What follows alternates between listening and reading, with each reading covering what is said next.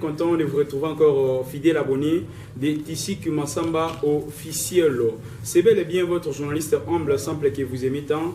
Jourdain Ikyo, autrement appelé MCP. C'est notre émission, votre émission lumière de l'espoir. Et Panabiso, c'est la qualité et non la quantité. Donc, Magamagitoko, na chaîne internet Molimba, et Zaga et Panabiso, na Tishik Massamba officiel.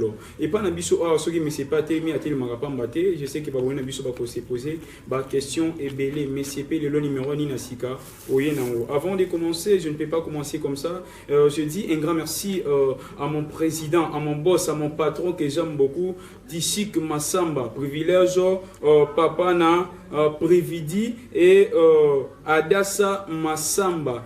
Babi Moutema, il y a la reine mère. Hein? La reine mère, là, je ne peux pas oublier. La reine mère Jemima Nzama. Babi Yende Moutema, il y a mon boss Tishik Massamba. Sans oublier, parents, il y a patron Nanga Tishik Massamba, maman Belinda Nzuzi et papa Danielo Massamba. Merci à toi, mon patron. Merci à toi, mon coach que j'aime beaucoup, Divine Kabia. Moi, je l'appelle la femme haute, une femme qui aime son travail puisque la nourriture. Merci à toi, mon caméraman que j'aime autant, un réalisateur, Gilles Panzou pour la qualité. Il y a image qui te cause Pesanga, MCP, journaliste humble, simple. Sans oublier mon collègue Bira Isusu. Merci à toi pour l'assistance. Merci de m'abonner, surtout la fidélité et patience. Au beau Pesaka, Nation Nabino, Tishik Massamba officiel. N'hésitez pas de vous abonner si c'est votre première fois, de tomber sur nos vidéos, commenter, liker, partager et vous ne serez jamais déçus. Là, je vais demander à mon caméraman Gilles Panzou, quand tu as la cannabis au même moral comme d'habitude, dans mes campés qu'on de la biso plateau pour que baboué nabiso bamona invité nabiso et à mon colalelo, liker, commenter, partager et vous ne serez jamais déçus. Ceux qui n'ont tourné et zapona le bas, bonjour papa. Bonjour. L'homme de Dieu est bon et santé. Santé qui toque au macasse dans le Nzambe. Quel monde bazo pambola. Ce qui est bazo pesa, nous se faut. Et puis c'est là merci parce que. On a peine à mon iso kota po ba corne na mon vimbi makasi ya. Tu tapis c'est là Nzambe. Au bout ali. Bon. Papa va te kota na profondeur le président banabiso liboso ya koyamba bino na plateau na biso. Boko ta la caméra malamu bo se présenter pour que baboni na biso ba yeba. Combo, Papozo Kambane, église, Nini, aux Apénan. Merci, journaliste. Merci pour la contacter. Nous allons pas me dire. La bonne amie, la combo, la pasteur, ils ont appelé. Balbaka, tout ce qu'on a comme chose, mon ton est tanné. Mais il faut que nous n'apportions pas les abola manzang vraiment. Mais après tout, l'émission, la scène a toujours tout le monde là, puisque les amis, la vie, ont pris ça sous paiement. Par exemple, Maël, pour la collection de l'émission, ceux qui nous embêtaient. L'homme des îles, le Sambo Waboya. Merci. To Sambi, Tata Lapso Likolo, Zambi, Abraham, Isaac, Jacob, merci. Pour l'opportunité, aussi, tout le monde sous Tango, Zambi, la Bamboua. Comme on a un caméraman, comme on a un journaliste, les amis, il faveur, notre besoin, merci à Totiki, séance, Nyoso et Michel Leka, aux Alanzam, Bazala Musika, tout Penepen, Abicho, Namiki, la Papaya. Zambi tika lo sambo ekende ko pambola bango pe bayeba ke continuité na biso na vie ezata moketo kotika mokili za bapaya comme si za ba citadin na sia moi za ba étranger to za ba simple ouvrier na sia mabele to kotika un jour mokili na biso to mboka nzambe zali un jour kola kozonga to komona mokili ya sika tolo la sika kumbama mokonzi début émission jusqu'à fin émission na biso longo molimo santu zala mosungi na biso na kombo ya Yesu Masia amen. Merci, merci. Merci papa pour la prière. Prière et pas molibiso. Na ebi ke baboni azu to balanda biso baza béni na prière ya mon sala nzambe. Papa tolinga peut tout savoir parce que c'est notre première fois ya koyamba bino na plateau na biso tolinga peut tout découvrir en profondeur parce que baboni biso banda ko se poser ba question mais c'est peut être que yakana batu malamu pasteur oyeni lelo abimeli wapi ya uteli wapi o mekampe ko expliquer bandeko tata muli monaza nani obimeli na communauté nini pe ozo servir nzambe na mission nini mais quand on peut expliquer batu ba olanda biso ba mekampe ko yeba bino en profondeur. Merci journaliste za pa mola biso na ebi koloba ndeko moko a yemba alobi yo bima wapi nazo pambola ndeko pichu mwanza bisika zali c'est-à-dire comment on a inspiration et c'est la cabine sur la grâce que mutuaye ba auta wapi vraiment ngana za pasteur na la mukile na bandende église ate o eza comme si business na ngai na sala na lukambongo donde babaka o eza bord na ngai bord na ngai business na ngai biloko wana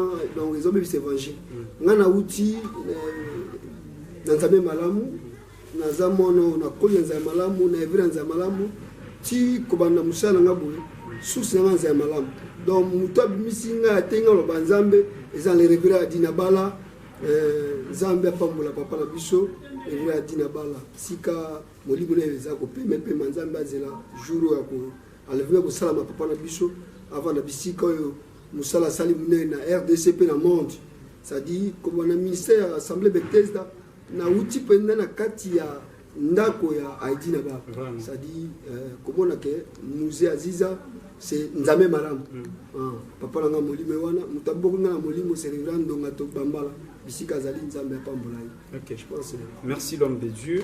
On a trouvé qui président notre président Guéry Bidi Ayoki présentation ya papa ndi alobi azamona nzambe malamu nzambe malamu fait pas coup ça c'est là on fait pas ça fait pas ça wana itoma yebo waza itoma zali fait pas ça on dozana na Zaïre tango muza koti 97 wana régime changé ndenge comme fait pas coup donc changement kaka ya ba vraiment natango wana sepela tango mutoma wana benya nduku na ngai nduku vraiment abenga nduku vraiment ça doit benga ndeko na Swahili nduku vraiment azulubani. OK, azulubani. Merci je sais que nos abonnés de Tissik Massamba officiel ils sont très contents vraiment ya koyo kamusa lanza melito sonné ba bimwa na papa ya Thomas Aidi nabi abima vous me pas Thomas Aidi papa appelle nabi nous aki comment vous avez reçu votre appel OK le comment musa lanza est-ce que il faut yamba appel le roi Samuel na la na butu Dieu m'a appelé Dieu m'a dit qu'il faut na comme musa na ye ou bien bino appel na nous akata batei bino ozoko na église malé mais pour yo décision comment musa lanza mon cher na uti na parcours molai surtout betango siko tongo muso etana do parcours ya souffrance donc to la évangile to la donc moi muke na comme ça moi c'était muke ya histoire parce que histoire ne sala ke mutaza vraiment ça dit ngai batenga sang malamu na kacho na vandi na za jeune ambisa malamu parmi les jeunes nyos tant ba été sang malamu évangélisation yé uti école yé awa bandi côté donc ezaki c'est les garçons ya ba sang malamu na zaki na ndulise na obeta na musique na beta ma rebe de ba monsieur mineno vraiment na beta ba ndeko wa auto kotika biso mususu mais là autant comme tu sais quoi d'abord qui banga no ligne parce que l'homme de côté a capé la ville va ça va ou pas donc ce qui n'a zoyemba na tawana donc qui les ça qui pena na bible na kata moki mais kotika kondima Yesu ko que zo baptême na koti siko na kati ya elanga ni papa dit na tina bajenga apesi ngai pa reverend ndonga tabindo ko batela mo na pa ndaka pando ngato na za protocole ndaka muzia dina ba c'est-à-dire na l'équipe moyembi na ke na comédiaque évangéliste ndé nazo kende nyosho wana na kati ya ministère donc pona koma lelo musali na l'équipe na parcours là vraiment merci papa tu sais pour mon moment malamu Thomas Edina ba tu veux bazana posa ba yeba vraiment histoire ya Thomas Edina bala musée donc ba oya banda makambo wana lelo fait pas pour comment nzambe malamu biba tutu ba comment aussi pena muta banda histoire tona posa penza kuiba histoire ya Thomas Edina bala ba tumi malba ke miracle o Thomas Edina bala sala minga daga muta kisi est-ce que yibi pe ndenge ça parce que bekola penza na ndako ni ko relater biso ma histoire ya Thomas mukende na banda moi makambo na bunzambe peut-être pour bozaba na yebo banda ko solo ne pe mon a parlé abetevne masolo précisément nazo lo bango nous a dit na bala zali mwana ya Osborne côté ya Osborne c'est une campagne na Mombasa je pense que tu dit na Mombasa déjà ils a kuna côté ya Aru donc à cette campagne moi je suis à Molai le quoi monsieur za ma mitu coucher to la temps la prochaine émission tu regardes tu rebêtes les choses bien ne aye ko bongo la motema na kati ya campagne wa na campagne wana yepe azalaka moko ya ba criminel donc azalaka penda donc un brigand oui azalaka l'équipe na yeso ba komi bazo panza biloko bazo buka dans le cas là ko benga ba kuluna histoire avec télévision wana tango osbona esa campagne nde azalaki moko andimelaki na kati ya campagne wana sali tango ayaki bazalaki na koko na bango moko ya master bango azalaki komona te tant souvent il y a cette campagne alors lui après ce thème Jésus il est le même hier aujourd'hui tellement il y a quand même des choses aveugles à commande donc on a dit oh le coup là hier côté bah ça mala moi bah tout ça surtout qui n'a pas comme la masse à moniter tu peux mettre Moussa Nzambe on a souvent dans cette campagne hier na ba master na ba tcheba ba na mutu wa kitiko kwa kote ka na ka chalisanga tant campagne ni ko sala o ba malade ni soit baba simbe sika ma desali bango ya vanya osrive ko kwa soki au monde parce que ça qui promoteur ya ba criminel donc maître na bango vraiment comment on a que Moussa Nzambe osbona ndo bonde la ko lo bikisa maladie tant ko kwa mona gangi na moni alors ye to mabi la mani ngalati apese kule la ngola à l'attaque oh abengi ba masane abiko amoni ko dans amoni ba masabi ah mais makambo eza normal nde mokola to malobi ngai na ke ko bongo la motema na yamba Yesu lokola mokonzi pe mobikisi nde le jour wana donc ko bongo muzi adi na bala motema donc même libote ba kama bi mais mutoyo ayambi Yesu ndenge ni ko bongo motema zo anda ko te bible ye moka zo ba be akende ko vana mba mon église atika l'église donc bon motema ya muzi adi na pesa ko motema. Merci. Nebi que tu as un moment d'histoire parce que bande que mon bazo zela mo penza d'histoire to mabai ba mo mala mo parce que za mo ba question mo mingi to ko hiko tuna wana kaso ya ko ba question za mingi o to tuna na likambo tali penza mo tuma mais to zonga lelo to me camper ko découvrir na le na bino na ba boni na biso wala nda biso ba za posa ba découvrir na malamu ba yuka ba réponse na bino papa vision na bino eza penza nini. Oh, je vous remercie. Moi, c'est un malamu. Évangile, là, c'est évangile comme bateau. Moi, c'est l'évangile. Donc, à la mouki, pour ça, n'a une salle. Bon, on a comme une histoire en réalité à l'élo. L'élo, bateau, c'est l'église pour Azombon. À sa richesse, à son bituka, son avion. Mais évangile, au bisto zui, et pas à Thomas, il dit, n'a pas les évangiles, il y a l'hypanang ou bateau. C'est l'évangile, toujours préparé bateau pour l'enlèvement. Bientôt, qu'on l'a zone. Au moins, le vendredi, le bon, nous connaissons Matthieu chapitre 24. Et là, tu nous autres. Même les jeunes, nous vendons, nous avons dit, blague à part. Ce que vous vendez, c'est que ma camouflage sur le bagnos. Les autres, nous avons la réalité. Même les caméramans, quand ils ont filmé, il va y avoir comme le mani.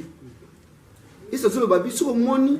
Batan wana toujours le kona ta Noé et puis na ta Sodome na Gomorrhe yebake mwana moto alinya zongo le to mona mais Sodome na Gomorrhe ko mpana biso na dese na kitcha pe la monde basi na baso ko mbana yibele ba ko mbana cela veut dire bit évangile na biso awa na beteza mission c'est ça so ki mission la prendre ko lukabato eza pour ça na ba osala botonga ba flatité ko tonga ba immeuble te ko tonga ba école te mais sa mission pour na ko lukabato baza perdu ko zonga na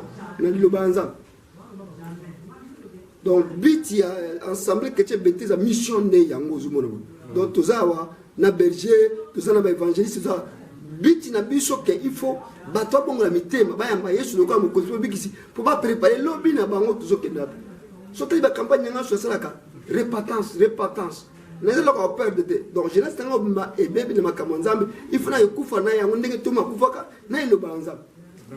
Merci l'homme de Dieu.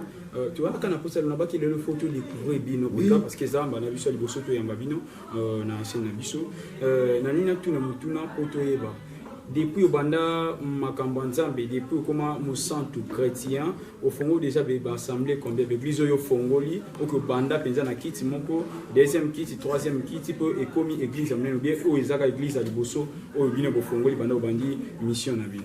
Oui, ça pas moulayo. Comment on a bandi musala? Je pense que la collection va témoignage kaka na chaîne oyo. Ça m'a sunga, ça pas moula muto azui papa tichik.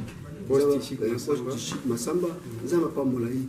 Ça dit comment on a initiative à Moïse pour l'évangile que les musika batubaye banzambe na bomo ina bango donc pendant na bandi musala ko banda l'an 2010 na bandi musala donc na parcours bitumba makasi o eza soki 3 4e église pour moi ne bandi bo oko sala église bandi babundisi tolongwe toke église etikali mais bazo continue musala.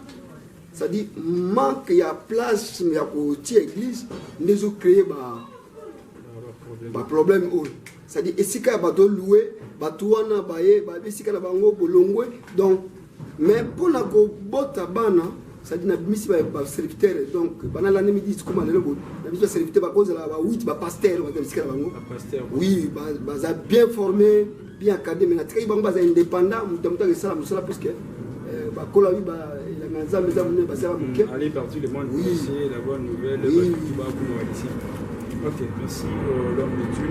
La difficulté ni na mo kutana ki na mo tango bandina no for l'église na sika parce que ça va difficulté kususu kwa moni le komeli papa ina bino na tiki na na nembi ni kama mwana ko se répéter na tiki na baye c'était nzamba yebinga te basala nzamba mingi babanda mais basukisa mon nzela bino ba difficulté ni mo kutana mo vraiment o emoko ba c'est ah non cette fois-ci na tika na musala nzamba bon eza la réalité mingi musala nzamba eza pasteur mako buka lukutata ba cause on a beaucoup mingi wezo me la évangile zo moi comme comme le souza kozanga misolo kozanga mbongo cause na na loué na futela so zangi quelques mois temps mokolo ya kobenga na bino beaucoup kabisa biso comme so tia ça dit ça mois temps le col a tout le mois a tout le pour na venir mon comme a ça dit église banda pendant une année 2 mois donc ba kole sika balongoli mukaka serviteur a fungoli sukuna et pas na bango moko biso longwe ba to le vandi le to vandi église et si plasté si donc une année 2 mois moi na musa ko pesa place to tie donc to est vrai to longwe ko 7 mois 8 mois to longwe to komi a donc nous soana et puis ba menace mususu au cause église ba dire que ba monobi ozana moi cité au bikela fiancement ba lukelo bête histoire moko kabale malo kutake makango na moi sina ya santé ba blo mwana ale ba lukarisa ko bimela donc ba biloko nyoso za ko même subituma vandi bla na tika ou bien na compte le gars ils appellent en mon tika ils a défendre compte l'homme de Dieu peut va causer là peu l'homme de Dieu a santé mona ba ils a réalité moi je me suis pas j'aime ça donc mbangwa ba ko vandi pas na donc et comme ma vérité après quelques temps hein moi to pensa les évangiles là ba comme ça pour les ngaba pour les vraiment aina séminaire ce qui a 6 mois ou 7 mois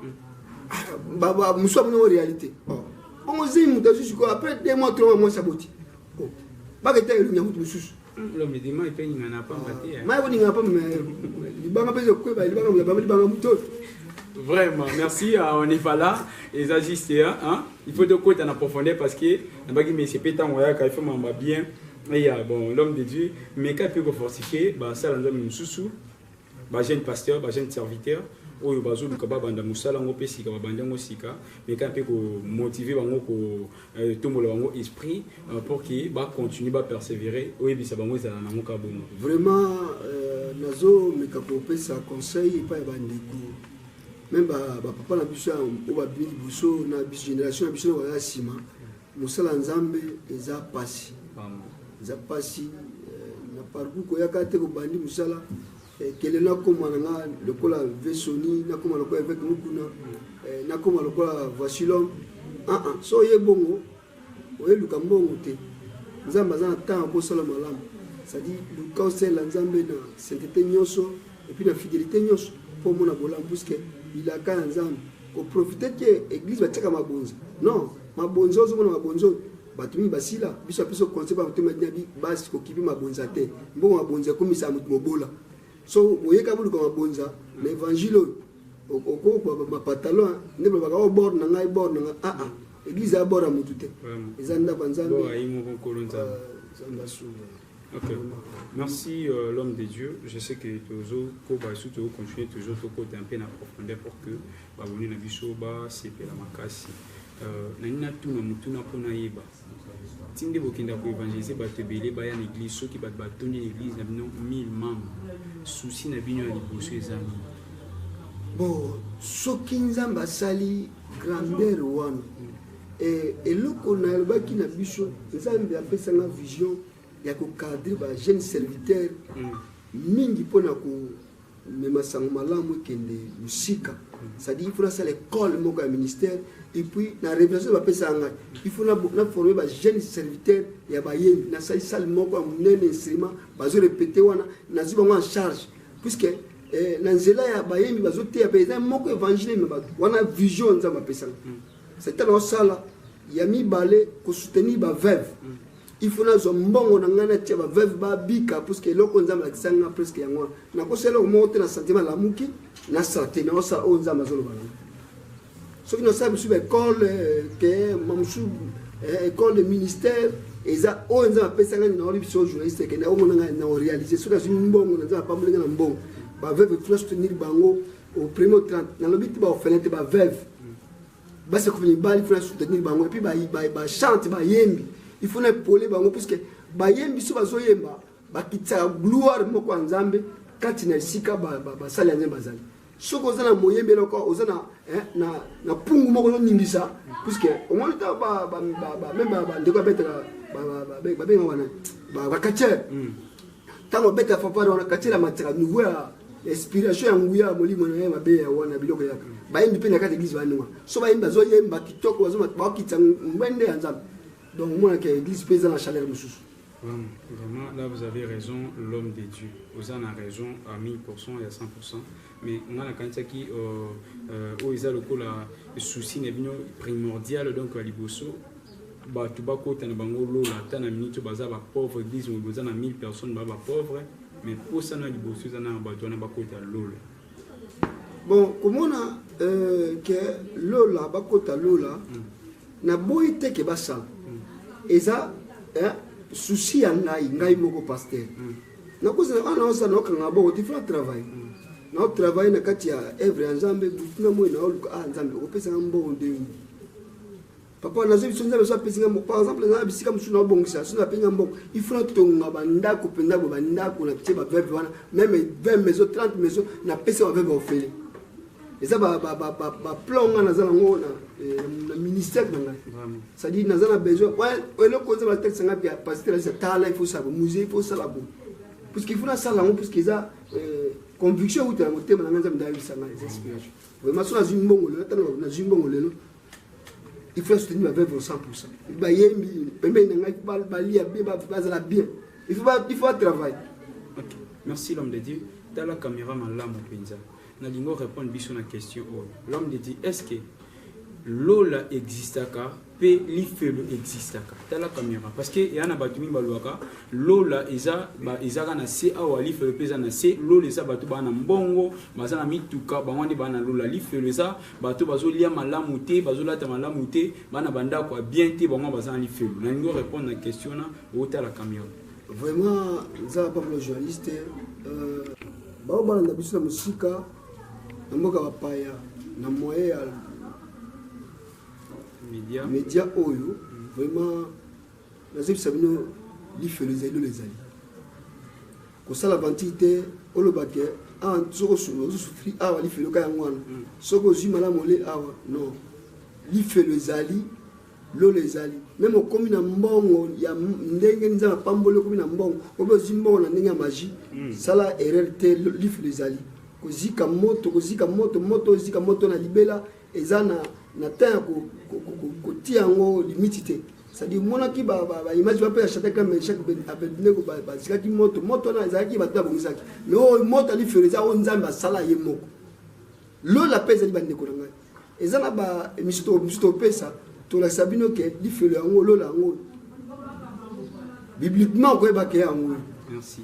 L'homme de Dieu na limina stoye ba na ba bonné na biso musobi pasteur lifelo ezalaka ya solo lola mpe ezalaka ya solo sikoyo nani yango akota lola epuis nani mpe akota lola te. Oui, justement, journaliste vraiment moto kota lola ezali moto oyo abongoli motema azotambola na kobanga nzambe atiki masumu aboyi ke eloko nosala oyo eza mabe be kindumba eza mabe kindoka eza mabe kokota ndaka ngonga eza mabe moyibe eza mabe kofinga koyina eza mabe koseka bato eza mabe c'est-à-dire babiloko nyonso oyo eza kese osala yango ebe na justice ndoko mona lola mais kosala mabe na vie ya moto kindumba kindoki moyibi nyonso wana yango ne memuda kota life.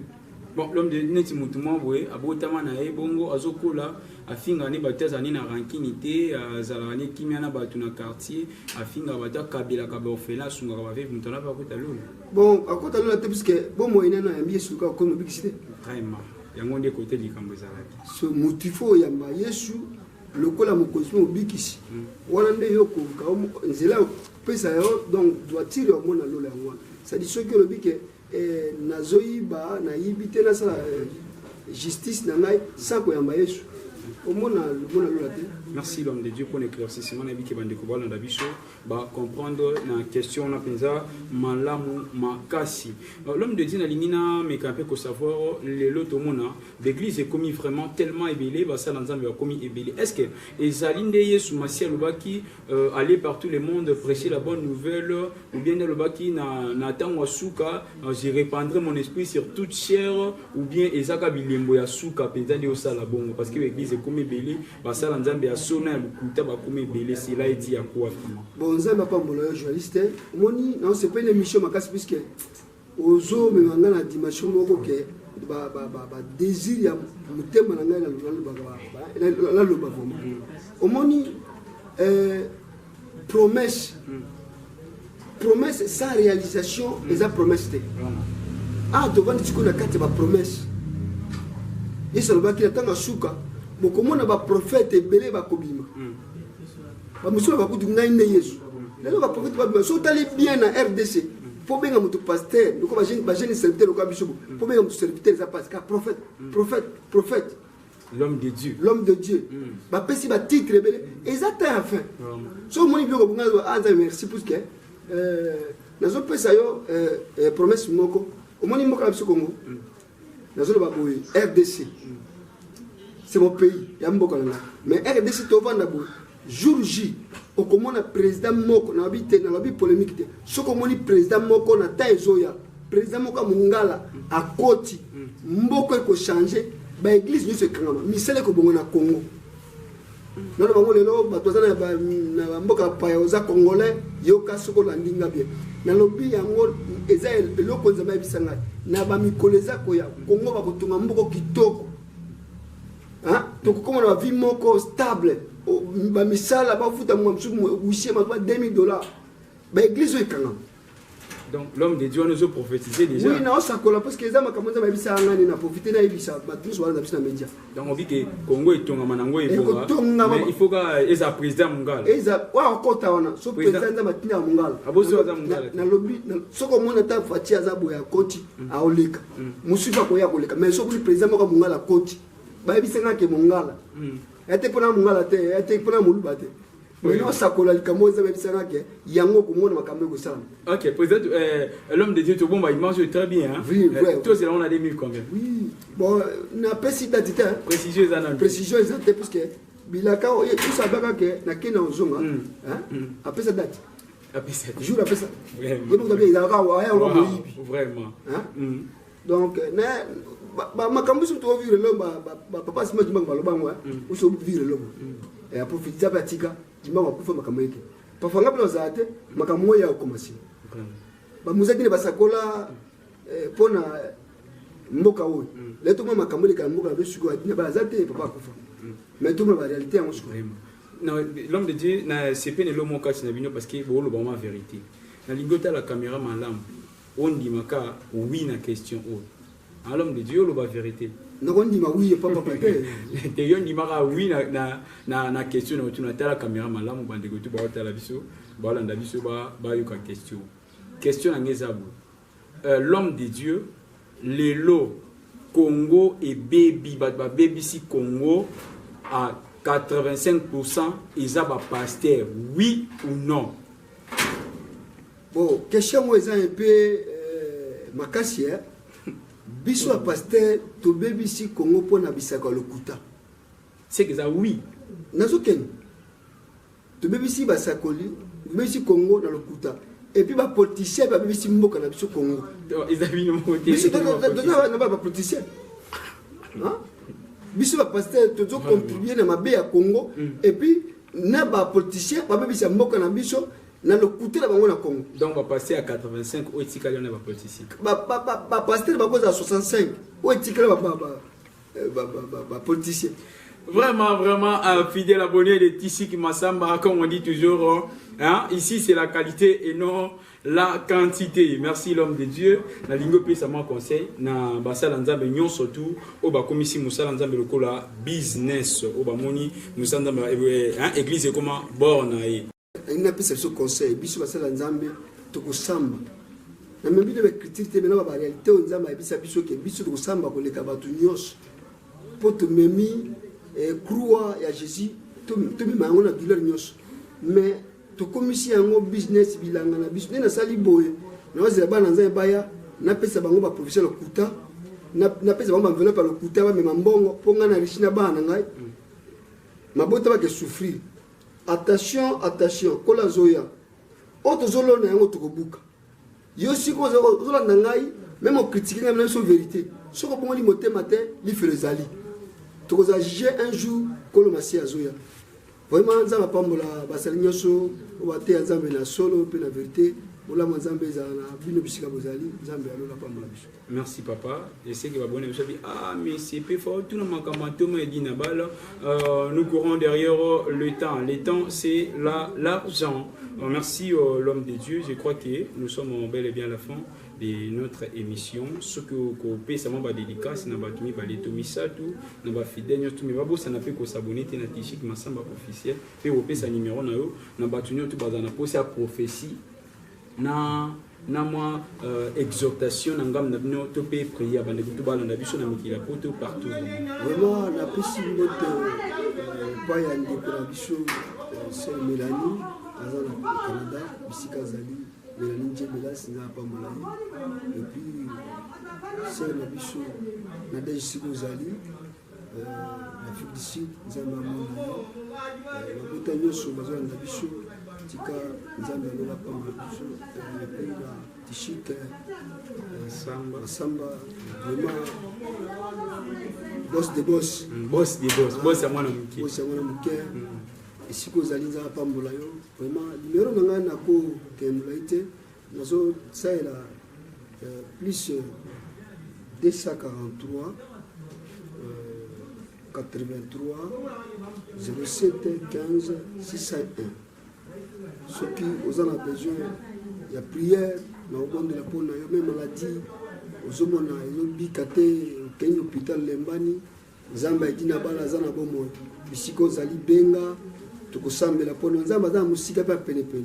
Même si mon frère est bien, Benga, Toko répondre, même aux hommes besoin, il y a des souris, il y a prière, il y a maté, Toko Sungayo, mais il y a prédication, vraiment, Zamba Pambola, Bisou. Prophétie de nous quitter.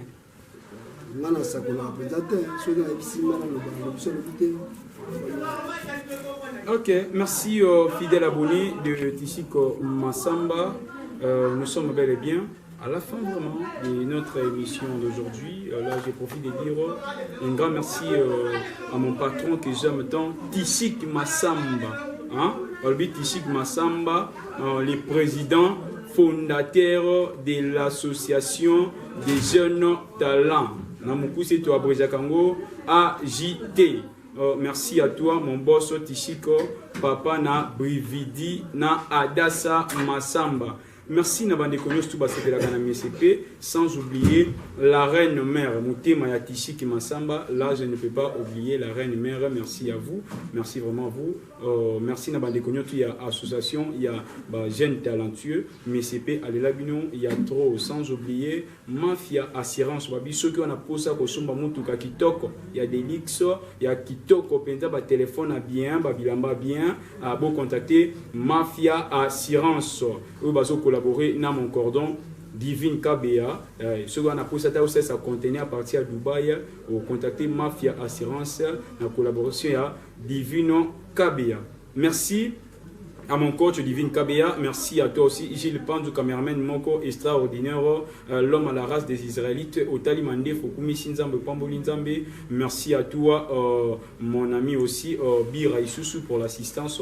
Merci Naba Nzambe, surtout au Balandi émission Otolobaka, Bisika Tobeti Libaku, Bolimbi Sabiso, Munoko Emoko Betara Libaku, Bisiko Tosumuki, Bolimbi Sabiso. Bongote, à Posiliki Langa Tenabiko Lilabiso Atro, Tobeti Libaku, Olimbisa. Nasengi Nanga, Limbisi pour nous agamana malamu na baganza journée c'est mon simple humble biso to lelaye sumasia makasi merci na bande konyon surtout ya fait par contre za malamu bisika nyoto bozali bana papa Aidina Bala to lelabino il y a trop sans oublier mon ami que j'aime beaucoup Dorcas Lokeka il fait la tête française mais c'est pétamment énormément merci à toi Kems Aro Ketia médiatrice moi si moi ça va porter bien Solinga ça le porter à mariage au contacter Ketia médiatrice. Merci Nabino Nyon surtout. Vous commentez, vous partagez, vous likez la vidéo Nabiso.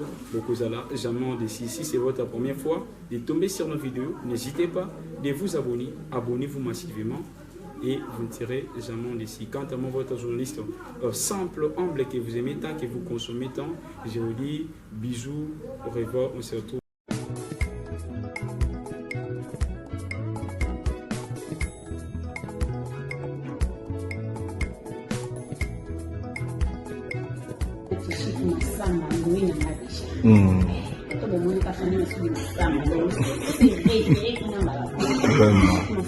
Officiel abonné pour massivement parce que à beaucoup de gens lui a abonné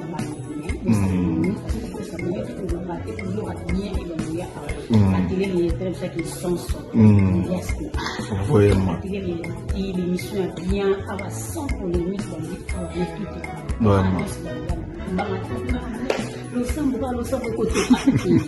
vous êtes investi donc abonnez pour massivement la vie que vous s'abonner pour nous et faire nous s'abonner pour nous à sentir que abonner bon il y a chaque vraiment je vous aime beaucoup c'est que son dans le ndio kwa quand même nani atemini avec frère non peut non awa ndui awa kuyasinga ishita awa baki c'est pas même les œuvres nous va pas non